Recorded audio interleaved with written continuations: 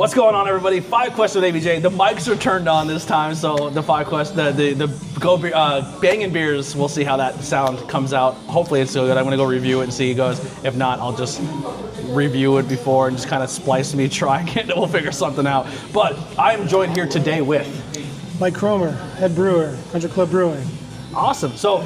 You've been here since the beginning? Yes, sir. Since the start. So what made you guys start the brewery? And this is not one of the 5 questions. I just want to do a little pre-thing and learn more about you guys. It was just a hobby at first. Started entering like competitions and stuff. And so you're doing like homebrew? Yeah. Nice. Homebrew for about 15 years. Just started getting better and better at it. Some friends just said maybe you should turn this into a real thing, and here we are. Now, is this all like like family, right? It's like pretty much, yeah. Some other friends are involved as well, but for the most part, it's all family. My wife, my daughters, my mother-in-law, my brother-in-law, my sister-in-law. It's all family that helps us. That's awesome. Yeah. Now, the name Country Club, how did you guys land that name? That's actually the name of my fantasy football team. Really? Fantasy football league. We needed a name one night, and it stuck. Awesome. So, well, the football is on, so you guys have the sports on. So, kind of like a sports bar brewery? Not really. I mean, we do sports on all the time, so we do always promote sports. Yeah. But not really much a sports bar. I mean, we'll do anything. Yeah. Sports. So it's a very versatile bar. Yeah, pretty much. Anyone. I made a joke. I said I'm usually never welcome in the country clubs, but here I feel very, very welcome. Yeah, believe me, I just got kicked out of a country club. So.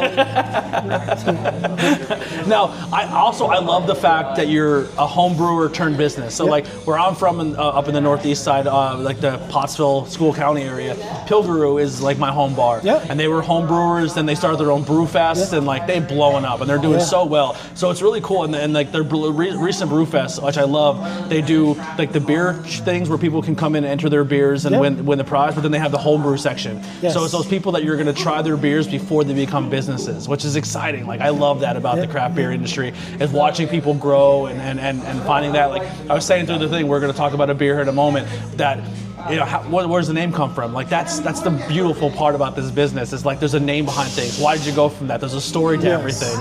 And you don't get that when you drink a Miller Lite or a Coors. You know what I mean? Like they're staples. Everyone kind of knows those stories. But when you come to a place like this, like there's a conversation about everything on the board. You know what I mean? Or why things are the way they are, which is really cool. So let's get right into the 5 questions. So what is your favorite style of beer to make or to drink? My favorite style to drink is probably a Hellas Lager. Okay. It's because they're light, refreshing. You can drink them all day long. Yep. And I guess my favorite to make would be pastry stouts, just because it's so complex. There's different layers to it. Everyone else hates to make them, especially like here. Because it's a lot. It's a lot goes into it. It's hours and hours and hours. I feel that they're heavily judged too. Like if you make a bad stout, people will let you know you made one. Oh, absolutely. You can tell right away. Well, that goes the same for a lager too. Yeah. And you can tell. Those are one of the hardest to make. Yeah. But the same with the stout. Like the reward is just like, damn, man, I killed this. Yeah. You know? I'm personally a lager fan. Have you ever been to Poor Man's? I've never been to Poor Man's. They make amazing lagers. Nice. So they're like a lager house. They do like Italian style, like all of it. Like they're really, really cool. The side pours, the whole nine. Yeah. I'll get there one day. They're super good. What is your favorite beer to drink? If it's not craft or just, fun thing is every craft brewery too still has their beer that they drank before they were crafties, like the PBRs. What is your favorite beer? I would say every brew fest is there's like a case of PBR Yingling or something. So at home, my go-to at home is probably High Life. Yeah, Miller High Life. That's a good one. Yeah. I love me some Miller High Life as well. That's my go-to. What is your favorite beer in the brewery currently that you like? Currently in the brewery, I would say Other Half Poetry Snaps. Okay. It's because it's a lager. It's a nice light drinker. Now, when coming into this, you guys have Other Half, you have Imprint, you have New Trail. Yep. All great breweries, by the way. They're fantastic. When you guys opened the door to making your own beers, what made you also say, hey, we want to have guest taps on as well? Just it helps us with right now I'm kind of injured, so it kind of helps us just to keep product on. Okay. So we're lucky enough to have friends in the industry that we can reach out to, say, hey, I need some kegs, just to keep the taps full for now. Yeah. So I just reach out to these guys. Now, is that something you always do? Do you reserve a spot for a guest tap, or if you're, we do. able? We do. We always try to have something on from somewhere else. That's awesome. So like I said, we're lucky enough to have friends in the industry, so we just reach out and say, hey, I need something. I love that. Yeah, 3 great choices. And his favorite beer in the thing is somebody else's, so that's super cool. Yeah. This is why I love craft. There's no like awkward, weird competition of like hating. Everyone's so on the same page. Yeah, I'm not in. I don't look at it as a competition. Yeah. Everyone's different. I mean, that's why I love brewers craft beer. right down the street, but they're totally different than what we do. Absolutely, yeah. If you can change, well, there you go. If you could change one thing about the beer industry or the bar scene, what would it be and why? Just more cooperation. Yeah, just be more of a team. Yeah. Because it's tough. Yeah. It's very tough. Do you guys ever collaborate with other breweries? Oh, I collaborate with tons of breweries. Not local. I wish I would do more local. Yeah. Like I collaborate with a lot of breweries around the country. Florida, Texas, San Diego, a lot. So do you travel to them, or they come here? Both. Nice. I just had someone out from San Diego from So Glow cool. Brewing. They were just out here. I have some other ones coming up soon. Answer, usually we do stuff with the Answer down in Virginia. Yeah. So we do things with a bunch of different breweries. So. That's awesome. But that's one thing I kind of wish I did would do more local stuff. More local, like maybe you and the guy down the street, whoever. I don't know who the brewery is. Well, we've done one with Bond. We've done 2 with Bond. The Black is Beautiful campaign. They're great. We've done. Well, that's what I was asking too. Do you guys do like the pink boots? So we do with Lost Tavern. We do the Hops for Hope. Nice. So that's a big one. There's like a whole bunch of breweries together. So that's pretty cool. But Yeah. I'd like to do more of a one-on-one with different breweries. So that would be cool. That's awesome. So if there's any breweries out there listening, hit them up, collaborate. Let's get some great beers out there.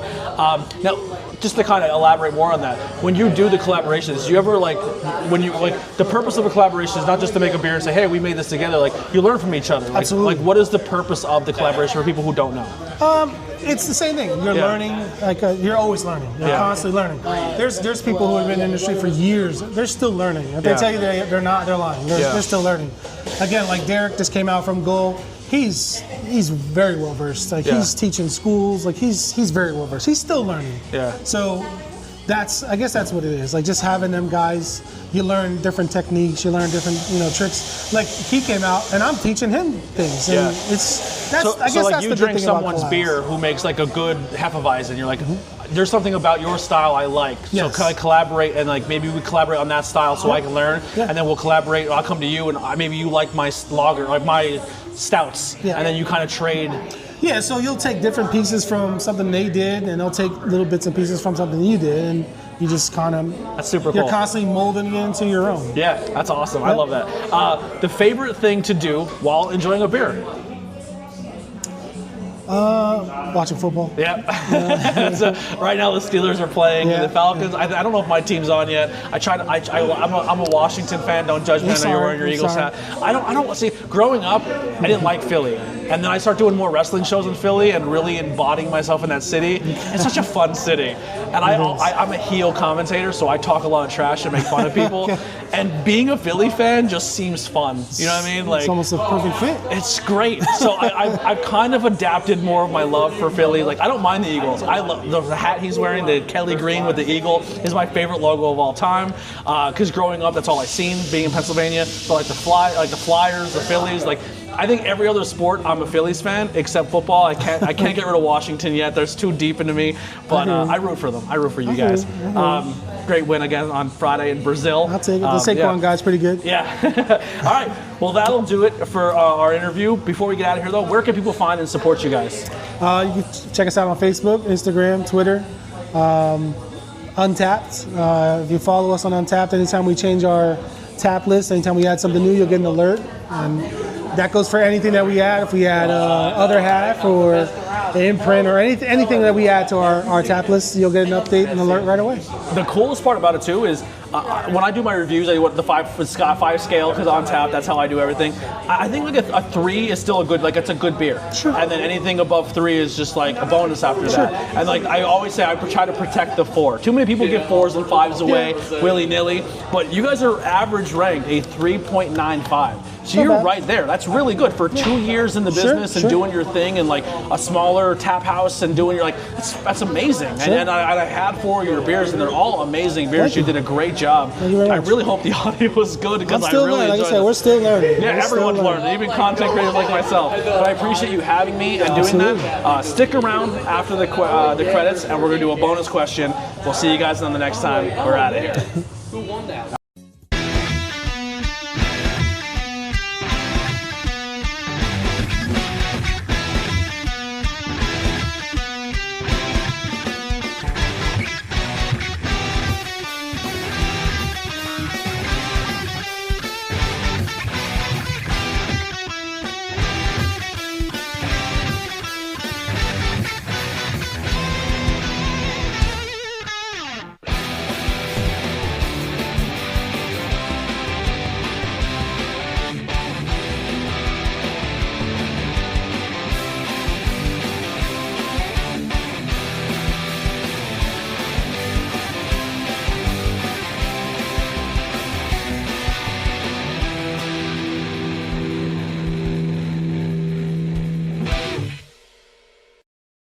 We're back.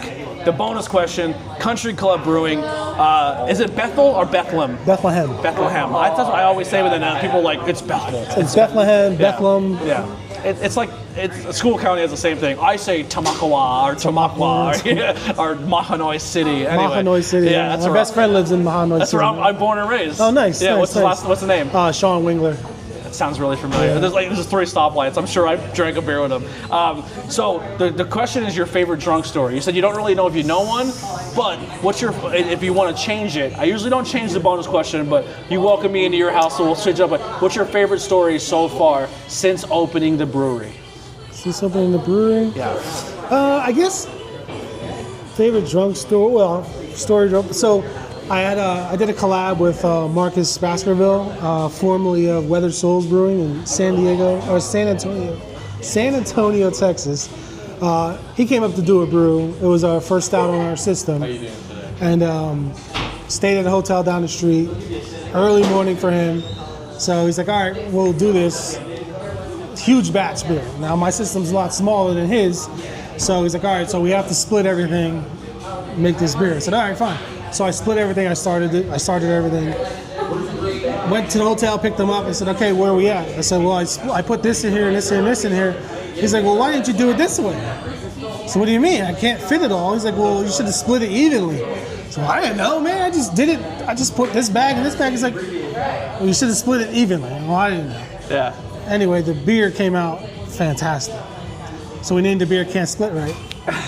So came out really good. So I guess we're still new. So give us some time. But that's my best story so far. So doing the collaborations, what was something like that? Like, what's your biggest takeaways? Like working with all these different people from all different states. Like, what is something that you did it? You're like, oh my god, I never even realized that. Like learning something from somebody else. I guess recently with Derek and from Goal was hop schedule. Just the way he did his hop schedule, the way I was doing it. It's like night and day. Yeah. So I switched that up, and you can already tell the difference. Wow. So. Now, what do you mean by hop schedule for like the layman's like myself? Just the amount of time that I would add my hops. Gotcha. Like in the whirlpool, my dry hopping schedule, like just different like that. I was either doing it too long or too little. Just what he did was just like mind blowing, and I'm like, damn, that's all it takes. Yeah. And I just adjusted my schedule, and it's wow. Now. Last one I want to kind of add to this. You have a dedication beer. Yes. Let's talk more about that. So we made that one. It's called a Noni. I've been drinking it already. It's after someone who's a huge mentor to me. I was a troubled kid. Are they still in the area? Oh yeah, big time. John, correct? His name's John. Yeah. John Anoni. So I was a troubled kid. I was always bad. Just a bad kid, you know. There's not a lot to do in Pennsylvania. I know, It's either drink or get in trouble. I was in a lot of trouble. I was into drugs, stealing cars, fighting, suspended from school all the time. I was a bad kid. Yeah. Head down the wrong path. I was. They had me with different counselors, and I was was an FU, F day. I was just a bad kid. Yeah. And I remember in elementary school, he was a teacher, and I would always walk past his classroom, and I was just like, man, I would love to be in his class, because just looking in his classroom, I was like, everything he was doing in there interested me. It always got my attention. So just moving through school, and I was just getting worse and worse and worse. They got me into a program, and they brought him to the house, and I was interested because I was like, damn, he was a teacher. I remember his class, and I was really interested. So we started hanging out more and talking, and he was showing me different things. He would take me hunting and fishing, and I was interested. I wanted to do more, but to be able to do more, I had to behave. Yeah. I had to do things. I had to behave. I had to be a good person. So I had to change my life. So that's exactly what I did. So I changed my life for the better, and it got better. And here I am. So to this day, I owe him my life. Yeah. So because of that, and now I'm in a position where I can now help him. So every time I make this beer, $1 of every sale that we do goes to his camp forever. For as long as we continue to make this beer, forever that we do this, his camp will always get part of the sales. Now these are in cans? Those are in cans right now. Yeah. We still have some left. So we'll do that forever. So every time we do can sales, tap sales, forever, we'll always give him I love that. part of that sale. And that's the thing. It doesn't take a lot to be a role model for a younger kid. And this is where it sucks when someone takes advantage of somebody or takes advantage of a child. Absolutely. Because they're so impressionable, and you can change someone's life at a young age. Yep. But there's so many dirtballs out there who can take advantage of that. You're absolutely and like today, like who's gonna let their kid go camping or fishing with their teacher? You know what I mean? But for your experience, like that changed your life. Like we may not be sitting here having a beer. I absolutely would not be here without him. Yeah. I guarantee that. Yeah. Guarantee that. It's a beautiful story. I wouldn't have my wife standing right there. I wouldn't have my 2 daughters here. I wouldn't have any of this. It wouldn't be for that man. I love it. So that's the least I could do is make that beer and donate. Yeah. Some of it to him. Just be nice to people. Help each other out. If you see someone going through something, even a child, like too many times kids are pushed to the side. Like give them a couple minutes just to express their feelings and let them know how they feel, because you can change their life. Absolutely. I appreciate your time. Yeah, absolutely. That was beautiful. That was my favorite 5 questions of all time. Thank you guys so much. We'll see you on the next one. Bangin' Beers Podcast. We're out of here.